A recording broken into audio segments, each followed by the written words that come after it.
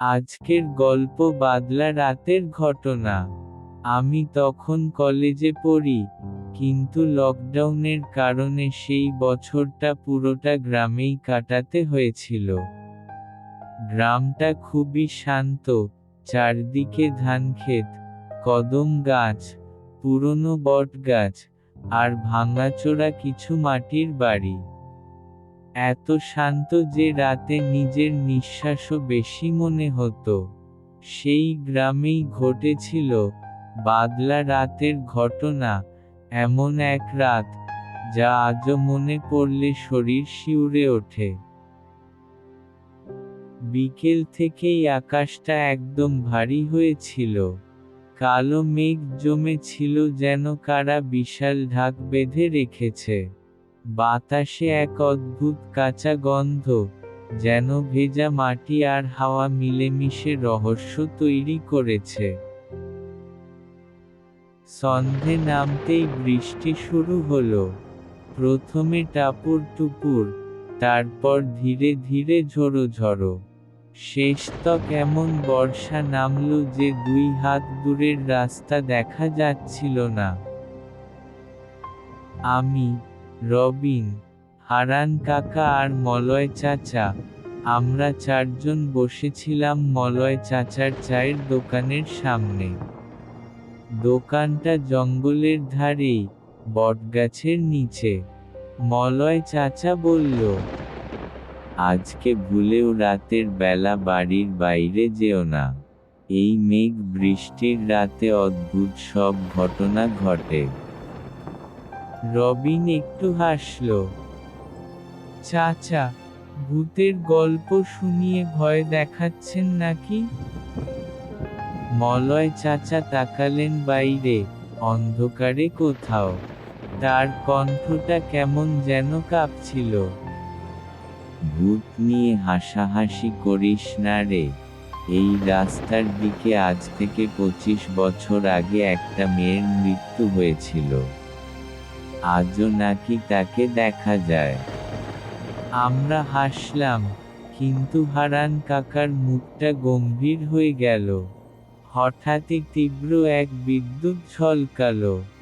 বটগাছের নিচের অন্ধকারটা 1 সেকেন্ডের জন্য পরিষ্কার দেখা গেল।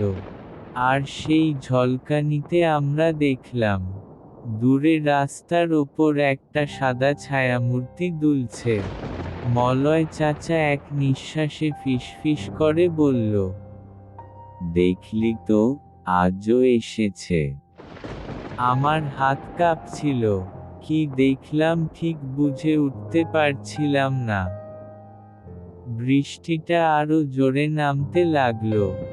দোকানের ত্রিপলটা বারবার দুলছিল। আমরা 4 জনেই একদম নিঃশব্দ। হারান কাকা বললেন, এটা নতুন কিছু নয়। গত 1.5 মাস ধরে প্রায়ই দেখা যাচ্ছে। রাত যত গভীর হয়, ছায়াটাও তত স্পষ্ট হয়। রবিন একটু সাহস দেখানোর চেষ্টা করল। একটা কাপড় উড়ছে, এমনও তো হতে পারে।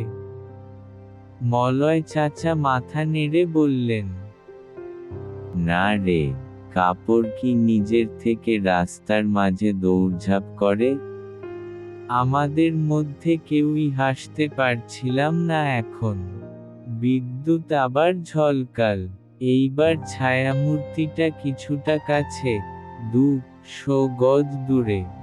মনে হচ্ছিল চুল ভিজে লম্বা হয়ে নিচে ঝুলছে, সাদা পোশাক ভিজে দেহে লেপ্টে গেছে।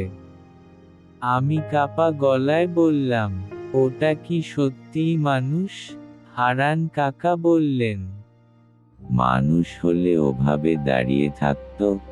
একটুও নড়ছে না দেখছিস? হঠাৎ রবিন বলে উঠল, চলো কাছে গিয়ে দেখি।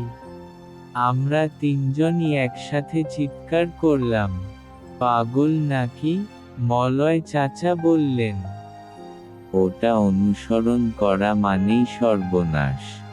আমার চাচাতো ভাই অনুসরণ করতে গিয়ে হারিয়ে গিয়েছিল। আজও পাওয়া যায়নি। আমি গলার পানি গিললাম। বোঝা যাচ্ছিল, আজকের রাতটা অন্যরকম। রাত তখন প্রায় 10:30। বৃষ্টির শব্দ আর বাতাসের গর্জন দোকানের চারদিক ভরিয়ে তুলেছে। হঠাৎ, ধূপ, দোকানের পেছনে যেন ভারী কিছু পড়ে গেল। আমরা টর্চ জ্বালালাম। টর্চের আলো বৃষ্টিতে বারবার বিচ্ছিন্ন হয়ে যাচ্ছিল। কিছুই ঠিকমতো দেখা যায় না। মলয় চাচা বলল, আজকে দোকান বন্ধ করে দিই, যে যার বাড়ি চলে যা। রবিন বলল, এই বৃষ্টির মধ্যে, এখনই? আমরা কথা বলছিলাম ঠিক তখনই পেছনে থেকে একটা মেয়েলি কণ্ঠ শোনা গেল।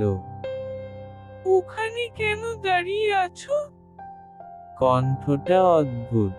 একসাথে যেন তিনজন কথা বলছে। একটা কণ্ঠ ভাঙা, একটা স্বাভাবিক, একটা আবার মোটা। আমরা চারজনই জমে গেলাম। ঘাড় ঘোরানোর সাহস হচ্ছিল না। মলয় চাচা ধীরে বললেন, কেউ ঘুরবি না, চোখে চোখ পড়লে বেশা ধরে গলা টেনে নেয়। কিন্তু রবিন, তার কৌতূহলী বেশা, সে হালকা ঘুরতেই পিছলে পড়ে গেল। আর সেই মুহূর্তে আমরা প্রথমবার তার মুখটা দেখলাম। একটা পচা মুখ, অর্ধেক চামড়া কাটা, চোখ দুটো একদম সাদা। মুখটা কেমন যেন বাঁকানো। আমরা চিৎকার করে উঠলাম, ভেগো, ভেগো। আমরা চারজন দৌড়াতে লাগলাম। বৃষ্টিতে রাস্তা একেবারে পিচ্ছিল, কাদায় বারবার হোঁচট খাচ্ছিলাম। পেছনে থেকে সেই তিন সুরের কণ্ঠটা চেঁচাচ্ছিল, থামো, থামো, থামো।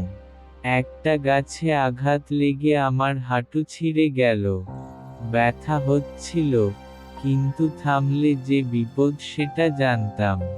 হারান কাকা চিৎকার করলেন, বটগাছটার দিক দিয়ে দৌড়াও, ও দিকটা ওরা আসে না। মলয় চাচা বললেন, কারণ ওই গাছেই মেয়েটাকে কবর দেওয়া হয়েছিল, ওরা ওই দিক ভয় পায়। আমার গায়ে কাটা দিচ্ছিল। ওরা বলতে কাকে বোঝালেন ভাবতে ভাবতেই আমরা গাছটার ঝোপে ঢুকে পড়লাম। আর ঠিক তখনই আলো নিভে গেল। সম্পূর্ণ অন্ধকার। মনে হচ্ছিল কেউ আমাদের চারপাশে হা করছে। বাতাস হু করে বইছে। রবিন হঠাৎ বলল, হাঁসফাঁসের শব্দ শুনছো? কেউ যেন আমার পাশেই শ্বাস নিচ্ছে। আমরা কিছু বলার আগেই একটা শীতল হাত রবিনের কাঁধে পড়ল।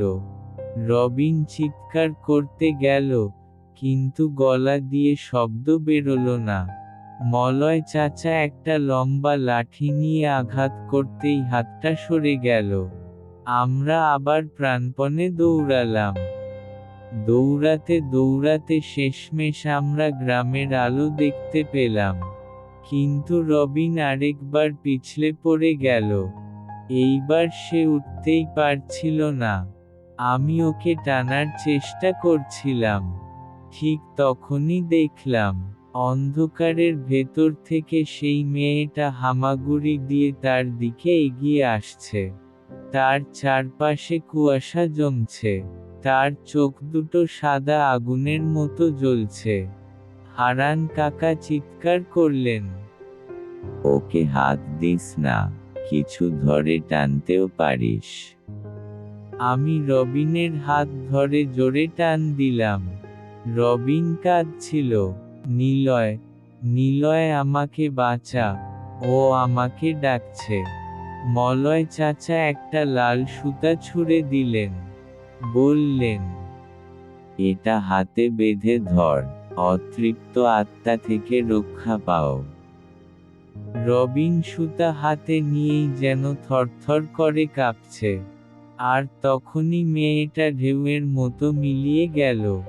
হঠাৎ, এক মুহূর্তে, আমরা দ্রুত গ্রামে ঢুকে পড়লাম। আমাদের পেছনে আর কোনো শব্দ ছিল না, শুধু বৃষ্টি আর বনের গন্ধ।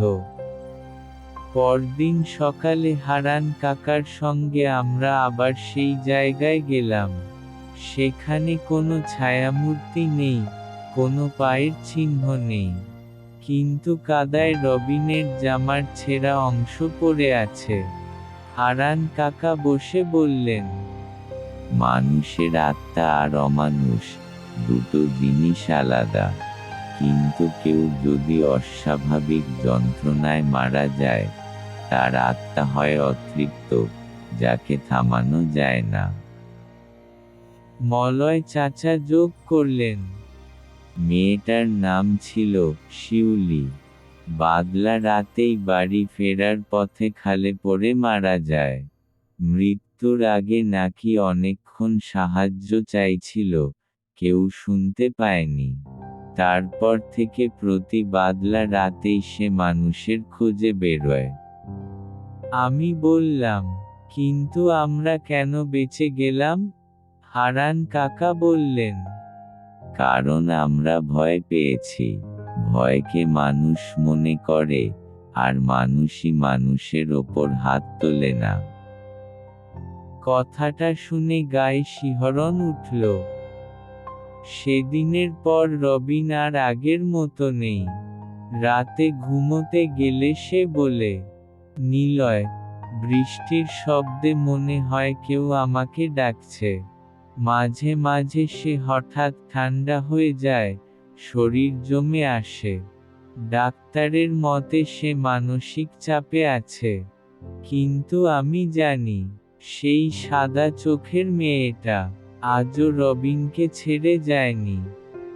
আজও বাদলা রাতে ঝড় উঠলে আমি চুপ করে বসে থাকি। বাইরে কুয়াশা জমলে মনে হয়, সেই রাতটার ছায়া আবার ফিরে আসছে। রবিন, হারান কাকা, মলয় চাচা, আমরা সবাই বেঁচে আছি, কিন্তু সেই ঘটনার পর কেউ আর মলয় চাচার দোকানের পাশের রাস্তা ধরে রাতে বাড়ি ফেরে না। কারণ আমরা জানি, যেদিন আকাশ কালো হয়ে যায়, সেদিন শিউলি ফিরে আসে, তার ডাক আজও থেমে নেই।